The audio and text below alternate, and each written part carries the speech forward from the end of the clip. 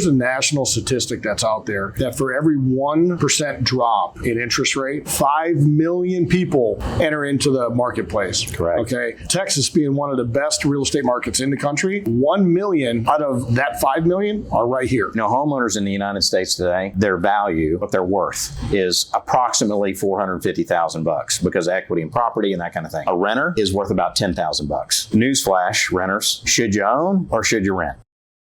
You know what, Dan? Something that always baffles me, and this is something, I don't know if you've experienced this or not, but my business is crazy. I know I've been into business for 30 years. Yeah. I think you've been into business for 25 years. Yeah.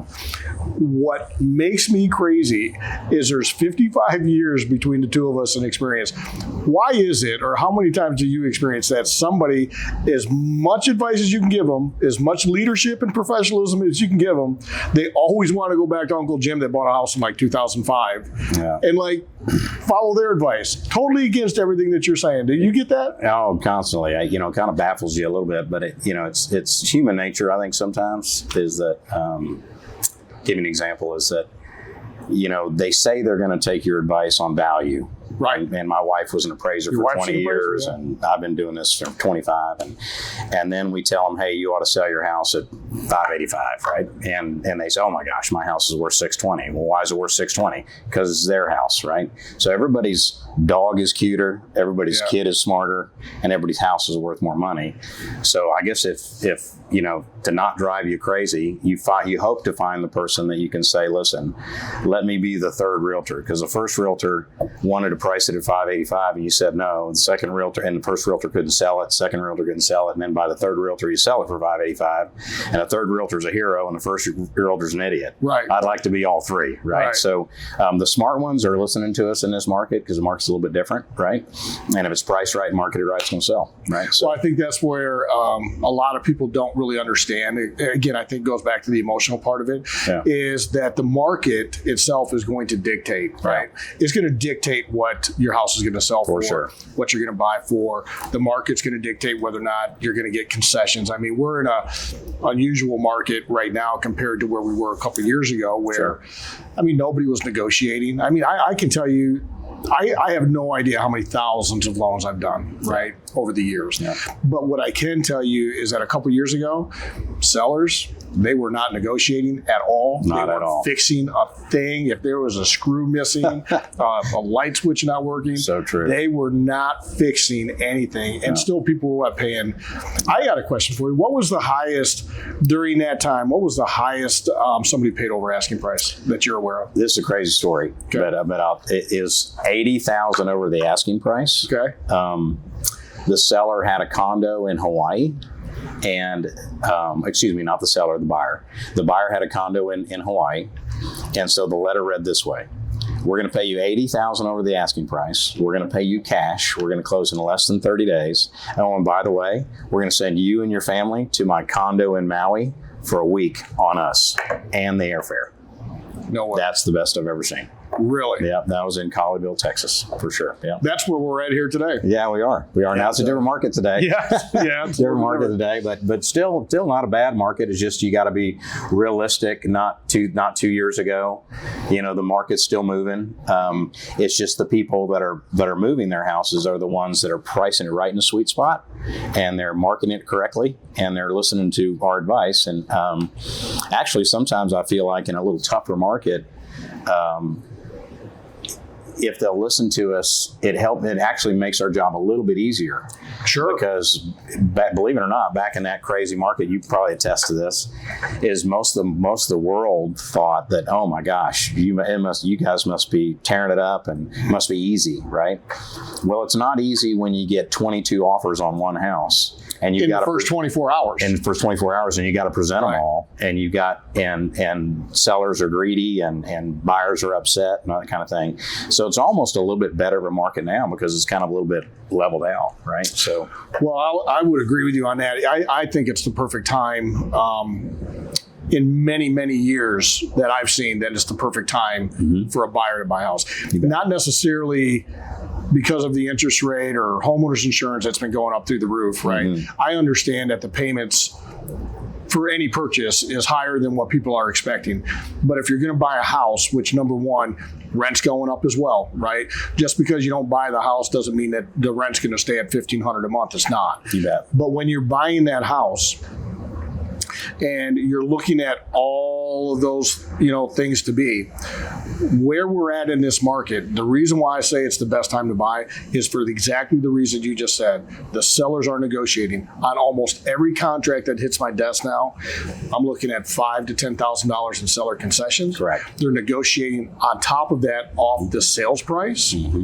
They're more acceptable to longer option periods. They're fixing, they're doing repairs. They're doing all of these things. So if the rates do come down, which we all got our fingers crossed that they are, which I want to talk about something on that happened yesterday. Sure. So, but even if the rates come down, everybody's going to wait for that rate to come down. But I don't think people really understand and realize what's going to happen when those rates come down. And there's a national statistic that's out there that for every 1% drop in interest rate, 5 million people enter into the marketplace. Correct. Okay. Yeah. Now, Texas being one of the best real estate markets in the country, You bet. 1 million out of that 5 million are right here. You bet. Right? And Eddie, I'm telling you, I'm pushing buyers big time right now. Why? Is the interest rate what it was 2 years ago? But the interest rate 2 years ago was an 85-year low. You're going to be dead, so am I, and so are they. So it really doesn't matter, right? Because it's an 85-year low. But like we've talked about, and I think we joked about before, is marry the house and date the rate, right? Yep. So if somebody can get into a house now and they can be a little more effective purchasing power, i.e. we can ask for closing cost. We can have them come down a little bit in price. We can ask for some things, and then you can lock them into that house so they can have a little bit better pick of the litter, for lack of a better term. Then once those rates come down, you can have a great lender like you that can refinance them, right? And so they get the best of both worlds. They have to pay a little bit more interest up front, right? But then once that interest rate comes down, they can refinance it, and they're in a great spot because they didn't overpay for the house. Like That's we talked about earlier, the person's not going to pay $20,000 over or $30,000 over or $80,000 over, right? And we don't have to send them to Hawaii, right? Or when the rates do come down, that's the market that we're going to find ourselves in again, yes. right? Yes. So when we find ourselves in that market, if you bought today and you negotiated a good price and you got money off of closing costs and all that stuff, which means real money in your bank, right? So if you got that, I've done the numbers on this, and I took a loan at, I think I did the numbers at 3.5% where the market used to be. Sure. And I took the market at 7.5%. Okay. The monthly payment was a lot different, obviously, right? But I took the same sales price, and then I also did it with the average appreciation. Let's say the market does come back down to 3% in 3 years. That same house that they would buy today is now going to be worth $80,000 to $100,000 more. Yeah. And then if they have to pay over asking, right? So I did a scenario of like, where would they break even if the person at 3.5% versus a 7.5%.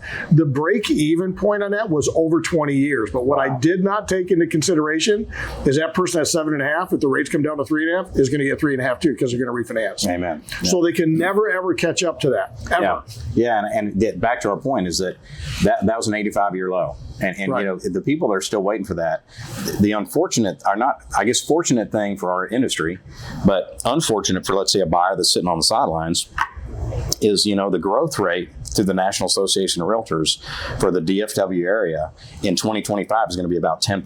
There's going to be 10% more houses bought, right? And they're saying in 2026 it'll be up 13%. So what does that tell you? There's the buyers need to get in the market, right? And if they'll get in the market, they can have a little bit of a pick of the litter on the houses that are out there. Right. And, and ultimately, I know that seems like I'm talking out of both sides of my mouth, but it's still not a terrible time to sell. Why is that? Is because when sellers put their houses on the market today, right, as long as they price it right, they're going to get the right buyer because there's still people that are living in that fantasy world of 2 years ago. And so a lot of my houses that I've sold fairly quickly, I've marketed them correctly and I've priced them right.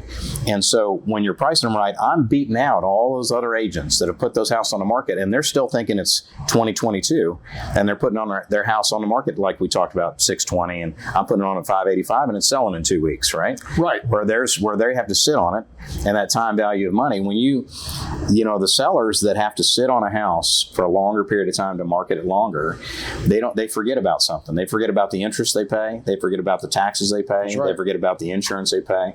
And so if they would just listen, which sometimes is hard to us to say, hey, you know what, price it right, market it correctly, it's going to sell, and then go find yourself a great house. Because when you sell, if you sell a little bit less expensive, give you an example. You know this, I'm preaching to the choir. But you sell your house for a little bit less than you thought you'd get, right? Well, good news. What are you going to go do? You're going to go buy a house. And guess what you're going to do? You're going to buy a house a little bit less expensive than you had to buy before. Right. So it evens out, right? So right. Unless you want to just sit there and wait for the next 3.5% money market, and 85 years from now, like I said, we'll both be dead. Yeah, so, and so will they. Yeah, right. so will they. So what do you do now? I did those numbers. I actually have a client right now that I'm working with, and they found a house of their dreams, right? So they've really had to jump through every hoop in the world, to get that home, and kind of bend over backwards to appease the seller. Sure. And they're happy to do that. But they're also a seller of a property, and they don't want to budge, and they haven't had showings, and they haven't had any offers, and they're complaining about that whole world. Well, I did the math for them. And their real estate agent, which is a friend of theirs, advises them that they should, here's your sweet spot, right, as you call it. Not a fire sale, not dumping the property, but here's where the properties are selling at. Sure. So if you put it at that mark right there, yep. And he makes it may be $15,000 less than what he's asking for right now, or $20,000, right? Sure. And he's white knuckling that $20,000. I mean, he really is, because he's having to give everything to the seller, right? Sure. So he's white knuckling that money, but yet his property's been on the market for 5 months at $4,000 a month, right? Yep. That he's paying out. Yep. So he's already exhausted that $20,000. Sure. It's already gone. Yep. So that $20,000 that he's white knuckling. Yep. Yeah. It just doesn't make any sense. Back to the old saying is, dear Lord, please let me be the third realtor, right? So the third realtor comes in, and you sell it for what the first realtor said it should have sold for. Right. And you're a hero, and the first realtor is an idiot, right? But, well, the funny thing, though, when you bring that up is, again, you're married to an appraiser. Yes. Right? Yeah. So hypothetically speaking, you're showing a buyer, right? And they want to look at 6 properties on Saturday. Yeah. I know your wife, and I know that she's already went through, did comps, did all of these songs, probably much more thorough than you can, because of her experience. Amen. Right? Amen. So before you even go look at these properties, you're going to say, hey, Tom and Gina, this property, it's a great house, in the market that you're looking at. However, it's about $20,000 overpriced. Correct. We're going to look at it, but I don't think we need to offer them $600. I think we need to offer them like maybe $570, $575, sure. Something like that. Yeah. And now you've done that, right? Yeah. And you're having that conversation. And what the sellers, I guess, don't seem to realize is that people like you, yes, are having those conversations, and just because they want $620 for the house doesn't mean they're going to get. Going back to the market will dictate what the market value is. You're exactly right. I mean, the market's going to tell you what the property's worth. Yeah, and period.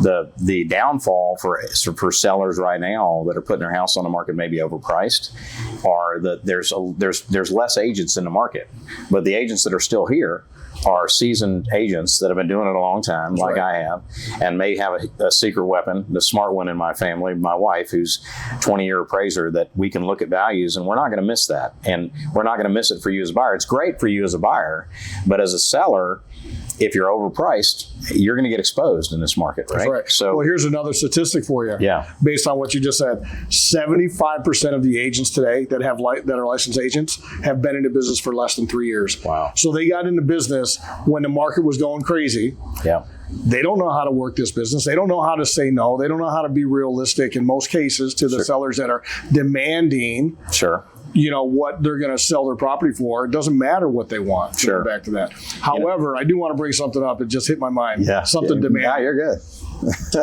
How'd you like that Ohio State-Michigan game, man? Well, I know your brother's from Ohio, and I'm from Michigan. My brother's from Ohio, and the Buckeyes were very overconfident, and overconfidence is not a good quality. And the Ohio State Buckeyes lost to Michigan again. They did, and that overconfidence is bad. I guess not leading it back to real estate like we talk about all the time, because we do it all the time, is that overconfident sellers. You think you're going to be able to get whatever you want to because your house is better than everybody else's. Right. Why don't you listen? So Ohio State was a little bit overconfident, and they got beat by Michigan. And rightfully so. I mean, last year Michigan won the championship and sent 13 of those boys to the NFL. So the team was not what they were last year. So rightfully so to go in there overconfident. But, I knew Michigan wasn't going to do much this year, but that is the one thing I wanted. So I'm good. Yeah. To me, that was the national championship. That's a sword in the heart of the Ohio State Buckeye fans, I can tell you that. That's okay. This is good news for me, though. I don't live in Ohio. Right. My daughter goes to OU. She's a Sooner fan. And Sooners didn't do too good last year, but they just picked up the number one quarterback in the transfer portal this year, a guy named John Mateer. And so the Sooners are going to be back, my friend. Okay. So a little Sooner magic. So my daughter's a sophomore. Sooner than later, right? Sooner than later. Hopefully, Boomer sooner, right? So it's all good. College football is fun these days. Gonna get more fun, I guess. You got anything planned for the holiday, or got anything planned coming up this year, holiday? Or actually, my family's coming in from Michigan. Yeah.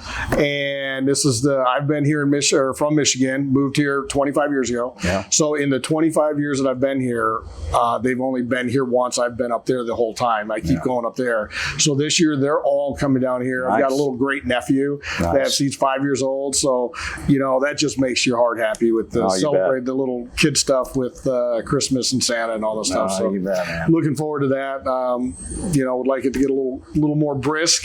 Yeah. You're not used to Christmas. this. You're not used to this 80-degree weather. Not during Texas. Christmas. Nah. Yeah, no. Usually I'm up there and I'm fighting blizzards and below zero and all that stuff. Yeah. Well, you can have that, man. I'll go vacation there, or I'll visit there, but I don't want to live in that. Well, that's what I do now. I just go up there and visit and come back. Yeah, for sure. I'm going to do a little bit of Colorado action here, after we're going to go do a little skiing here next week, and that'll be fun. Got the family. We're going to meet a whole family.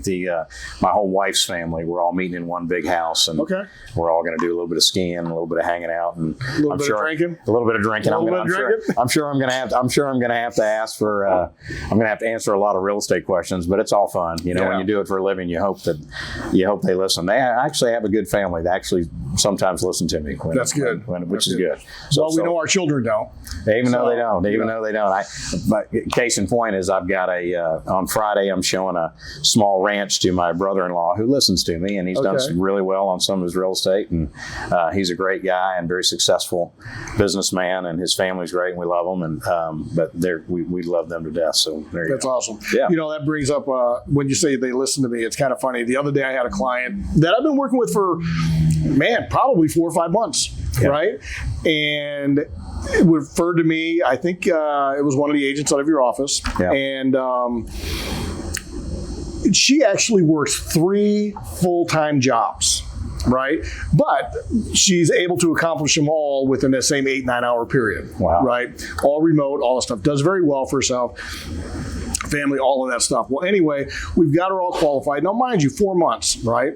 So we've got her all qualified, ready to go. She finds a house that she wants. Now, one of the things in my business that I can't stand, and hopefully they'll change moving forward here soon, is when we pull a credit report, right? As soon as I hit that button, I pull a mortgage report, Experience sells it to everybody, right? Immediately. So then you've got your Rockets and your Loan Depots, and you got within 30 seconds, you've got 45 phone calls coming in trying to solicit your business. Yeah. So we've got to pull her credit. I mean, she found a house that she wanted. She put an offer on it. So we've got to do that. And lo and behold, the next day, right? She's like, Eddie, somebody called me and has offered me a better deal than you. And I'm like, no, they're not. And she's like, no, they're like 0.5% lower than you. Yeah.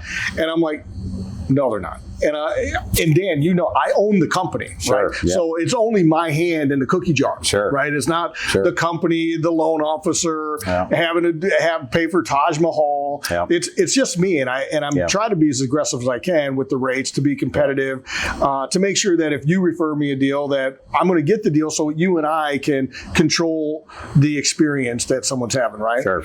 So anyway, I just assure her they're not doing better than me. Sure.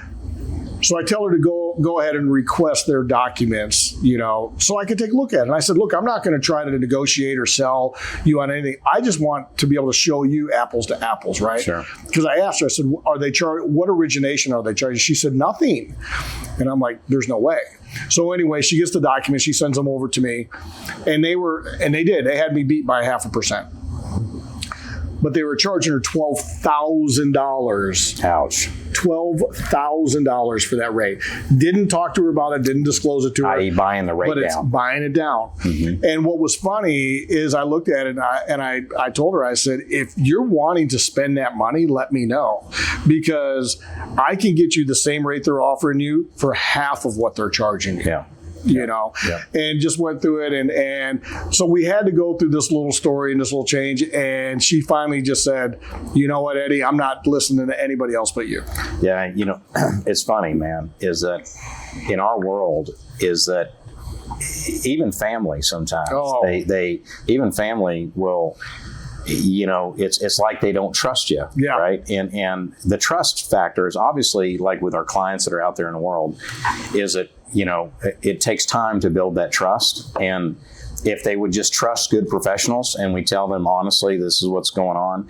But, you know, I run into it all the time on give me an example, listings. You know, I'll get a listing and I'll put it on the market. Example, I had one recently that I put on the market. It sold very quickly. It's priced right in the sweet spot. Got a bunch of offers. Got it under contract quick. Seller's calling me saying, well, my neighbor came and talked to me and she thinks I'm underselling my house. And, you know, it's funny because we laugh about that because we're like, well, how long has the neighbor been in the real estate business, right? Well, what did she do? Well, her husband was a plumber. Okay, nothing wrong with plumbers. I've sold a lot of them houses and it's a great career. Yeah.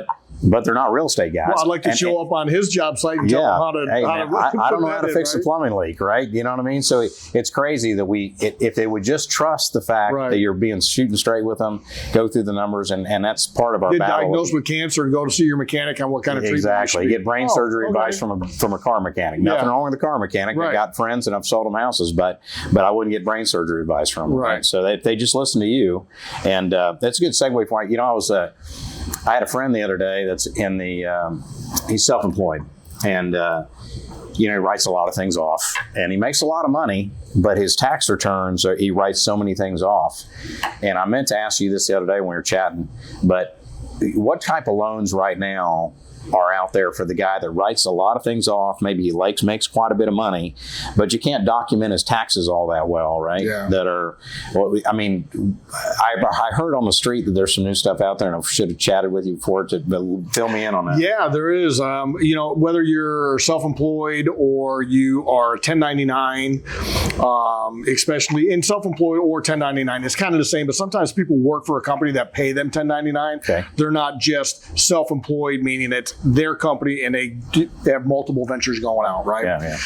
So there are bank statement deals that are out there where we just look at your deposits over the last 12 months. And as long as they're real deposits, we take that, we add them up, and we look at that as your income, right? As long as it's consistent. Sure. Now, anything, Dan, that you do that is outside of a Fannie Mae or a Freddie Mac loan, a normal traditional loan, the risk factor is a little bit more. So you're going to be looking at a little bit more down payment, and you're certainly going to be looking at a little bit higher rate. Sure. But the funny thing in the conversation that I have with these people, because obviously they're businessmen, so they are risk adverse, you know, they're not afraid of doing certain things.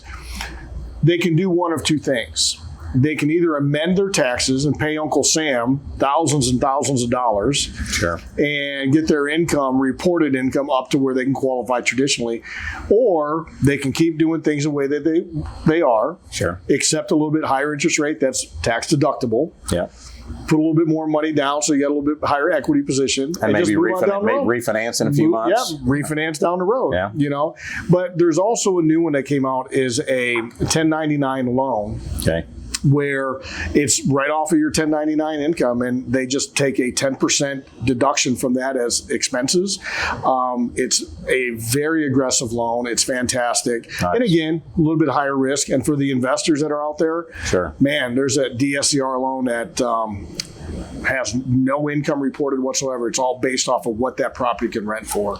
So it's pretty fantastic stuff. It's funny, man. Is that 25 years of doing it. Oftentimes is that so many people, because they don't do what we do for a living. When I start talking to a buyer, right, they don't realize they think a lot of people, even people that rent, they think in their mind, well, gosh, I don't have enough money for a down payment. I can't buy a house. Or the self-employed borrower, I can't buy a house. And there's so many loan products out there that you do and that they could be aware of that could help them. For example, first-time home buyer program, 3.5% down. And we can get the seller, as you well know, the seller to pay all of that, most of that, up to 6% of the buyer's prepaids and closing costs. Right. So we can have a buyer that's renting right now. And by the way, that's a huge disparity in the market right now. Somebody that homeowners, and this is a stat that I saw the other day, I thought you'd like this stat, is, homeowners in the United States today, their value, their what they're worth is approximately $450,000 because of equity and property and that kind of thing. A renter is worth about $10,000. So, newsflash, renters, should you own or should you rent? Right. So there you go. And to my point about a renter not thinking they can buy, it's about education. And me and Carrie have done a pretty good job over years of educating people. Said, you think you can't, there's not a program out there to get 100% financing. Well, yeah, there is. If you are outside of town, there's USDA loans that are 100% financing. There's VA, if you're a veteran, there's 100% financing. There's all kinds of, there's ways for us to ask the seller to pay closing costs and that kind of thing. So, it's funny, man, is that a lot of times the reason people aren't getting in the game is just they don't know the rules of the game. That's right. And it's back to that trust thing. It's trusting us to tell them the rules of the game, right? So on that note, what I would encourage people to do is just get educated. What's the best way to get educated? Get a hold of yourself, Dan the Man, the real estate man, right? Or myself, Eddy, Lone Star Home Mortgage. And if you like what you hear, click, share, subscribe, whatever you can do. Merry Christmas, Happy New Year. Have a wonderful 2025. Yeah, Merry Christmas, everybody.